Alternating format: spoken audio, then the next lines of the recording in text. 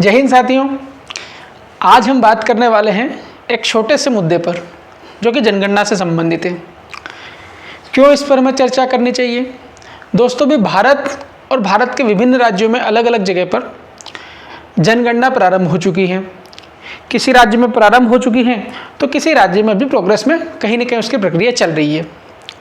ऐसी स्थिति में दोस्तों, कुछ ठग जो होते हैं या साइबर अटैक्स के द्वारा लोग अपनी जो आवश्यक जानकारियां हैं एकत्रित कर सकते हैं और आम आदमी ठगी का शिकार भी हो सकता है।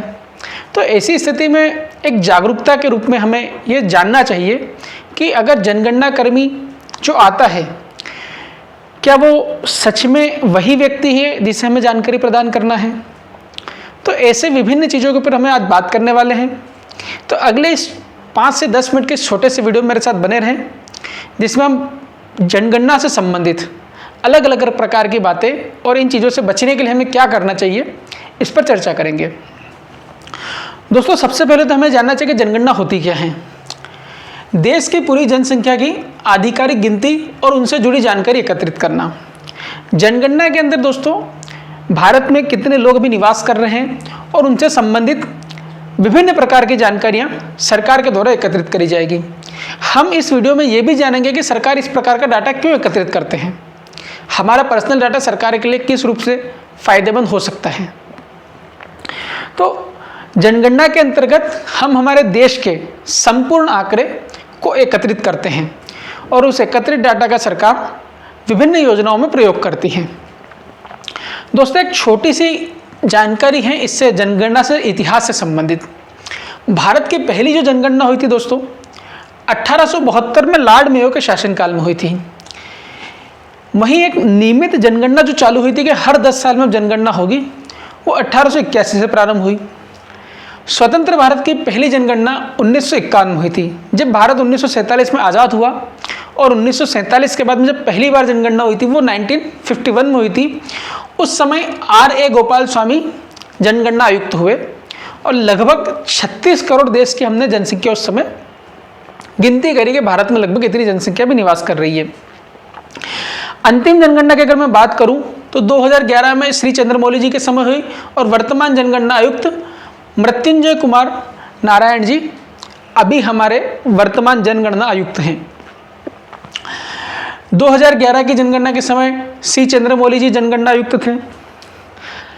दोस्तों, अभी की जो अगर मैं बात करूं तो 1 अप्रैल 2026 से देश के कई राज्यों में जनगणना शुरू हो चुकी है। इसका पहला चरण 30 सितंबर 2026 तक चलेगा। इस दौरान आप इसको नोटिस करना, हाउस लिस्टिंग, ऑनलाइन जनगणना और घर घर डाटा एकत्रित किया जाएगा।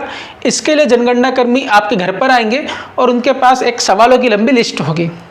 दोस्तों, यहाँ एक इन्फॉर्मेशन इसलिए ज़रूरी है, एक तो हाउस लिस्टिंग, दूसरा ऑनलाइन जनगणना। यहाँ तक तो सेफ है व्यक्ति, लेकिन मुझे ऐसा लगता है जब घर घर जाकर डाटा एकत्रित किया जाएगा, वहाँ पर अगर जिसे सरकार के द्वारा नियुक्त किया गया है उसकी जगह अगर कोई व्यक्ति आकर के आपका पर्सनल डाटा लेकर चला जाता है तो संभावना यह है कि हो सकता है कि आप आगे जाकर के धोखाधड़ी के शिकार हो जाओ। इससे बचने के लिए हमें क्या करना है वो आगे मैं वीडियो में बताऊंगा। धोखाधड़ी करने वाले जनगणना के नाम पर आपसे ठगी कर सकते हैं। जैसे कि मैंने कहा था कि अभी मान लो कोई भी व्यक्ति अगर आपके घर पर आ रहा है और बोलता है कि यार मैं जनगणना कर्मचारी हूँ, सरकारी अधिकारी हूँ और मुझे ये डाटा चाहिए। अब एक भारत का जो आम नागरिक है वो क्या सोचेगा कि यार हाँ, अगर मैं इसमें भाग नहीं लूँगा जनगणना में ऐसा कुछ हो जाएगा, भाई मेरा फलानी लिस्ट से नाम कट सकता है, कुछ हो सकता है।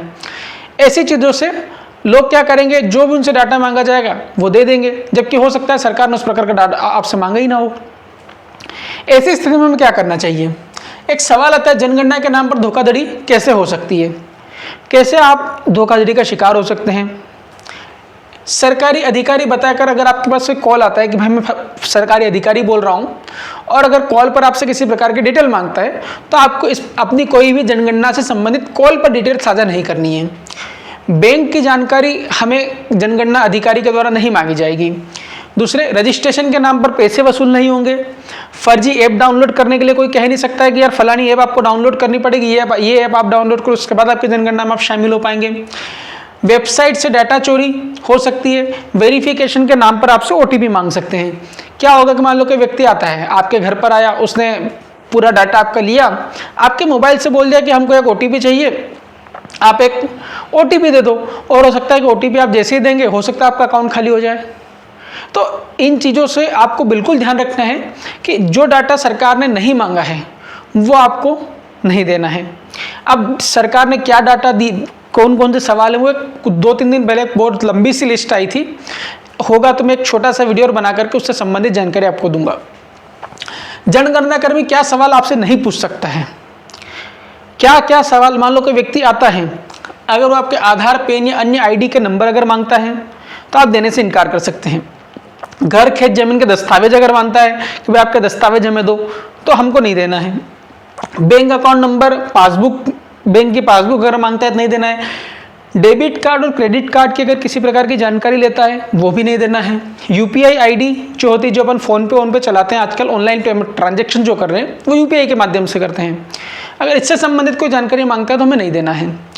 OTP, पिन पासवर्ड, मोबाइल या ईमेल पासवर्ड, इस प्रकार का अगर कोई डाटा आपसे मांगता है तो हमें किसी को भी, भले वो जनगणना कर्मी है, हमें नहीं देना है उसको, क्योंकि इस प्रकार का डाटा सरकार ने हमसे नहीं मांगा है। अगर आपको संदेह होता है कि भाई यार ये व्यक्ति सच में जनगणना कर्मी है या नहीं है, तो आप क्या कर सकते हैं या उसको आप कैसे पहचान सकते हैं। अगर संदेह है तो सबसे पहले आप उसका ऑफिशियल ID कार्ड मांगे, जिसके ऊपर, उस ID कार्ड के ऊपर सरकार की मोहर लगी होगी, उस व्यक्ति का फोटो होगा जो जनगणना कर्मी है। उस प्रकार का अगर ID कार्ड आपको दिखाता है तो ही आप अपनी उसकी जानकारी साझा करें। बिना ID कार्ड वाले व्यक्ति को आप आपका अपना जो पर्सनल इन्फॉर्मेशन है वो उसे ना दें। उसके अलावा अगर फिर भी आपको अगर और अधिक शक हो रहा है या आप उस शक को कंफर्म कर पाएँ कि हाँ ये व्यक्ति फर्जी हैं, तो डाटा देना ही नहीं है। और ऐसी स्थिति में साइबर सिक्योरिटी नंबर 1930, इसके अलावा जो MP से संबंधित है उसमें डायल 112 अगर आप दबाएंगे तो पुलिस आपके घर तक आ सकती है। तो आप इन चीज़ों का प्रयोग करके जो एक ठगी के शिकार होने से बच सकते हैं। अब एक मैंने फर्स्ट में बोला था कि जो भारत सरकार हमारी जनगणना करती है, इसका प्रयोग कैसे सरकार कर सकती है, कैसे कर सकती है। जैसे अगर किसी प्रकार की सरकारी योजना बनानी है गवर्नमेंट को, जैसे हम बोलते हैं स्वास्थ्य से संबंधित कई प्रकार की योजनाएं बनती है, जैसे आयुष्मान योजना बनी थी। शिक्षा से संबंधित कई प्रकार की योजनाएं बनाई जाती है, जैसे हमने न्यू एजुकेशन पॉलिसी भी लेकर के आए थे। इन प्रकार की योजनाओं में सरकार को भारत में कितने युवा हैं, कितने बुजुर्ग हैं, इस प्रकार के डाटा की जरूरत पड़ती है। दूसरी चीज, चुनाव में परिसीमन कराने में हमें जनगणना संबंधित डाटा की जरूरत पड़ती है।